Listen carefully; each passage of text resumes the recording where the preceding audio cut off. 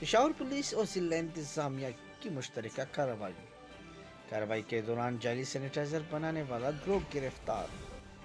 کارروائی خفیہ اطلاع پر کی گئی۔ کارروائی کے دوران 600 سے زائد جعلی سینیٹائزر بوتلیں برآمد کر لی گئی۔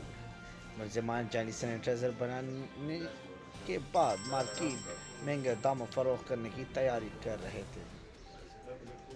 کارروائی کے دوران 3 ڈرم تیار جعلی سینیٹائزر قبضے پولیس کی گئی۔ تینوں ملزمان کے خلاف مقدمہ درج کر لیا گیا۔ کارروائی تھانہ فقیر آباد کے حدود میں کی گئی۔ جعلی سینیٹائزر بنانے کا یہ کاروبار وسیع پیمانے پر پھیلا ہوا تھا۔ تمام شہر اور دوسرے علاقوں کو جعلی سینیٹائزر کی سپلائی کی مکمل طور پر تیاری کی جا رہی تھی کہ پولیس نے موقع پر ہی تمام چیزیں اپنی تحویل میں لے لی اور ملزمان کو گرفتار کر کے میڈیا کے سامنے پیش کر دیا۔ یہ کارروائی تھانہ فقیر آباد کے حدود میں کی گئی۔ جعلی سینیٹائزر والا گروہ گرفتار۔